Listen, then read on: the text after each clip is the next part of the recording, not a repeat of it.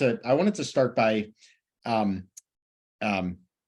referencing an expression that is I think I heard it from the clinical literature. So I don't know if you know, but like I lost a good chunk of my 40s to depression, and so in terms of like finding my way out of that, there was a lot of self-work, right, associated with that. And so like one of the big practices is if you feel yourself falling into a depressive state, there's like an expression or a euphemism, which is that the fastest way to feel better about yourself is to make somebody else feel good about themselves.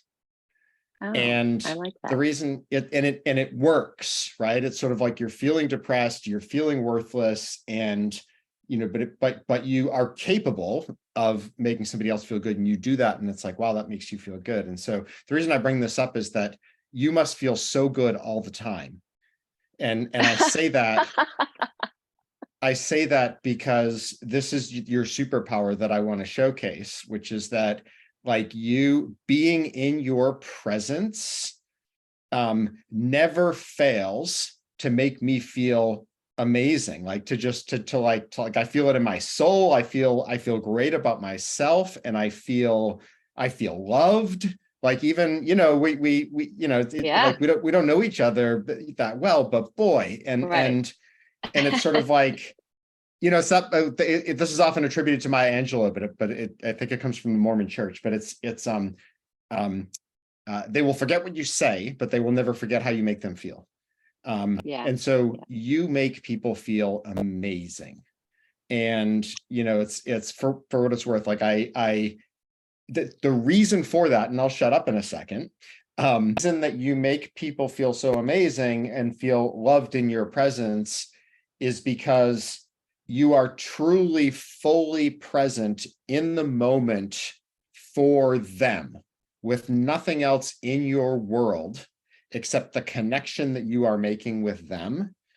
And when someone does that to you, you remember it, right? Like, and so like when your image comes up in my mind,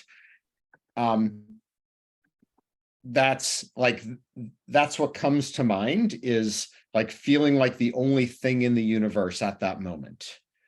And anyway, so how does that strike you? Yeah, it strikes me as really important. I mean, it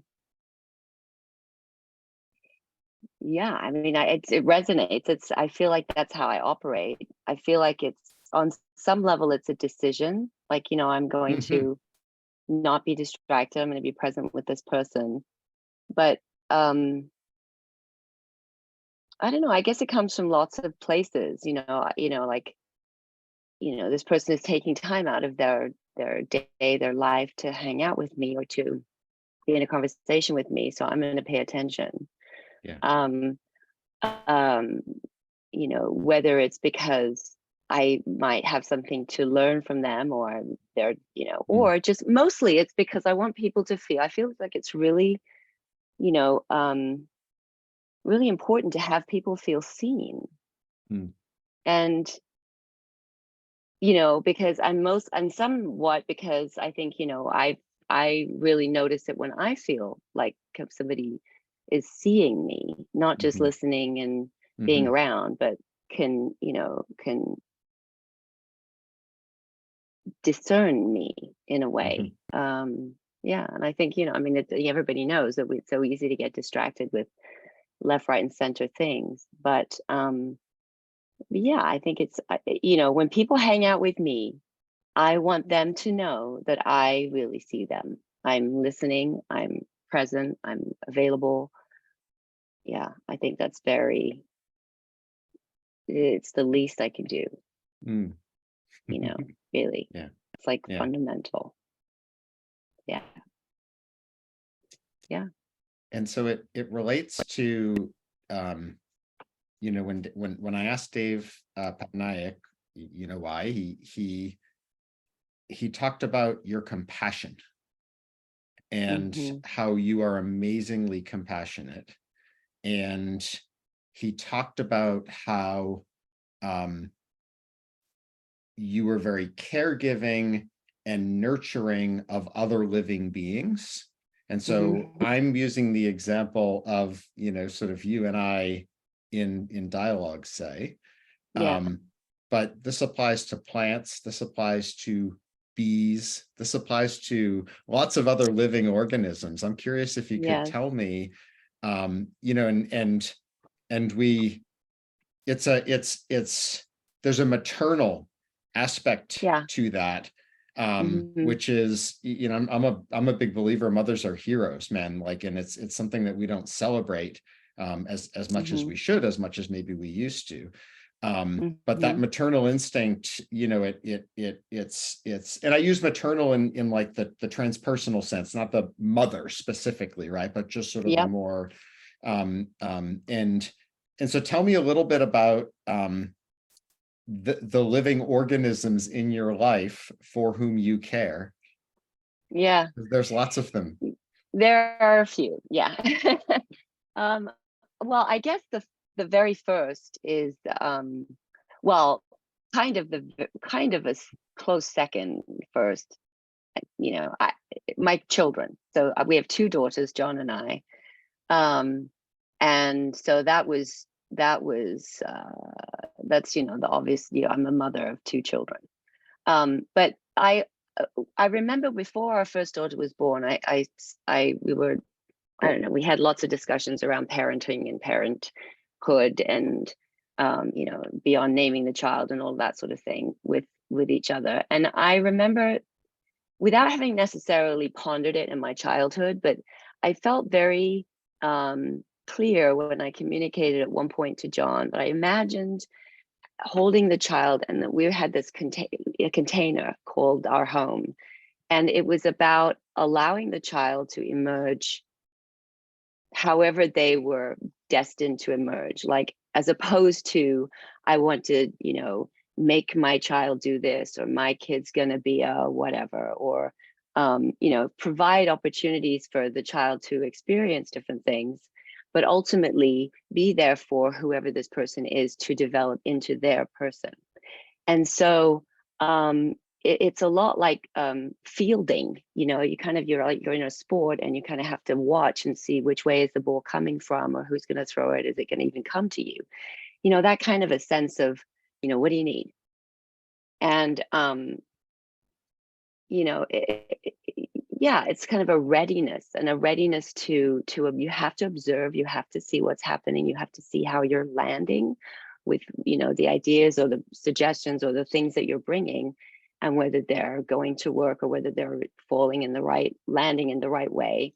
You have to really be malleable and flexible in relating to the child or the other person, to bring that kind of mothering aspect, or mothering, I suppose that's what we call it, but it doesn't feel the same to me that way. Mothering to me has a slightly negative connotation in that it can be smothering, but not that Hmm. my mother was a smotherer. But anyway, that's just kind of how it occurs for me for whatever reason.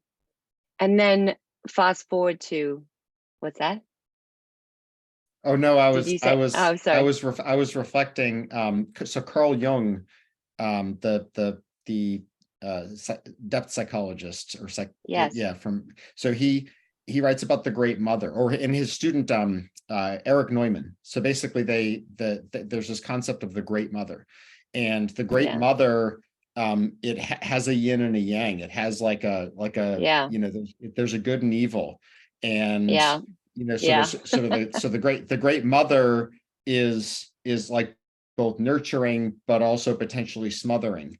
Yes. And there's like being nurturing Yes. is not always the right move, right? Right. Like Right. sometimes there needs to be toughness, right? And so I think that's sort of the negative connotation, is that Yes. is maybe the dark side of smother mother, which, and Right. there's anyway, yeah. Yeah. And so what's occurring for me as you say that is that it's almost like, because a mother is also fiercely protective, and she can be Yes. like observing the Yes. danger, because she knows she's wisdom and Yes. experience in the world, and so she can be overly protective in an attempt to prevent all of those calamities from befalling, and get in the way in that way. Yeah. She's too, or the person is too protective. And how that shows up now in my nurturing role is, so I, as you mentioned, I have bees, and it is one of the most amazing joys of that emerged out of my COVID experience, was to adopt these bees and these beehives. And the funny part is that, so I get an enormous amount of joy out of watching things thrive under my care, whether it's plants or orchids or relationships, or bees, or the chickens that we also have, or the dogs that we have. If I can observe that, and even in my family and the children, the people I bring to my table, I love to. It's so satisfying to watch people feel and be nourished by things that I'm providing. Um, so the bees, I provide a place for them to be, and then I kind of, but you can very easily get in the way, and you try and intervene so that you can keep them in the box that you've provided for them, but inadvertently mess up their rhythm, and really you can make them do a turn south, and that's happened to me as well. So the protector part of my you know my uh, my effort can get in the way, and I can actually smother them. um, and with the chicken, it happens, I felt like, based on all the textbook descriptions of what can go wrong with a hen, that maybe my hen was suffering, and that there was a problem. um, but I didn't know what to do, so I just kind of let it go and just see what would happen, and she's fine. She just did Mm. resolve. And often chickens don't resolve by themselves. If there's obviously something wrong, then it's often too late, because that's just the nature of being a flock bird. Um, anyway, so the biggest point about all of that is, as I said, I feel like a steward. I'm providing a home for these creatures and beings, and I find it extremely satisfying, and humbling, and awesome, awe-filling, to observe and watch and learn how things flourish, uh, um, while I'm looking after them. Mm-hmm. Well, and you are an active participant in that flourishing. And so with all of this flourishing that is happening around you, you can't help but flourish with it. Right. Yeah. Yeah. Yes. I mean, I feel, yeah, it's extremely stimulating, just from a, intellectual point of view, learning how bees do all of that, or the biology of plants, or whatever. Um, but right before you said that, in our little pause, I was also reflecting on how true it is also for the relationships in my life. Um, it's very gratifying to either be an agent in somebody's change of mood in the moment, or just observe how people, just the joy of engaging with people, and having feel that people feel, seen. Yeah, it gives me a lot of joy. It shows. Yeah. This I think this dovetails nicely with the conversation I had with Dave Petnaik. Dave and I were talking about bringing groups of people together Hmm. through it, and nurturing an experience for them that results in a transformation. And Dave is a master at that. I've watched him facilitate sessions within YPO, either chapter wide or locally, or even one-on-one, right? And like it's no accident that people have that experience, and it's because he's creating the conditions in which they can transform. And that's kind of what I hear when you talk about your chickens and your bees and your loved ones, is that you want them to thrive, and if there's something that you can do to contribute to or assist or whatever they're thriving, then so I think those are, I think those concepts are at least isomorphic, if not the part of a larger whole, right? So right, I would agree with that. I would agree. Well, Rachel, here's a question for you. What do you think your superpowers are? I told you in advance that I had my hypothesis or I had my theory and wanted to express it. And so I guess maybe my first question is, did I validate it? And then my second question is, how does that jibe with what you think of as your superpowers? So I didn't have any idea what you were gonna, where this was gonna start or go. Good. And I was sort of thinking, I've watched the interview with Dave. I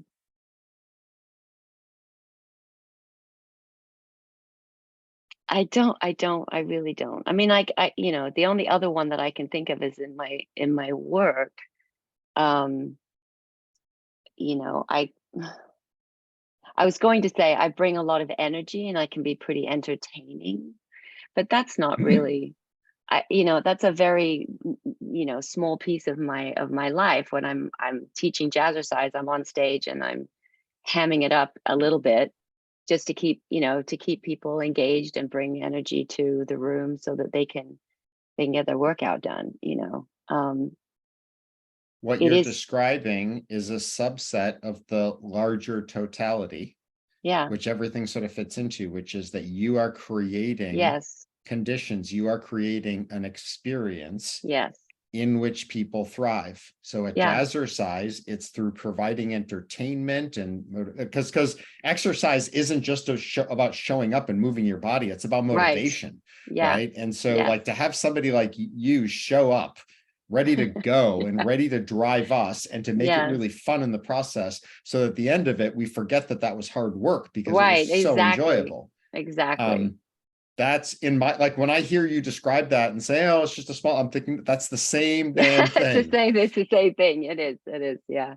Yeah, I mean, that's true.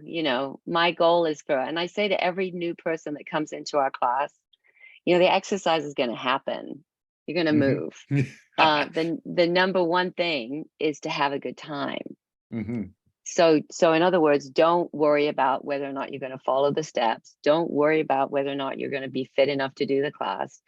Don't worry about what your neighbor's doing. Don't worry about any of that stuff. Just watch me, follow best you can, and enjoy the music, enjoy yourself.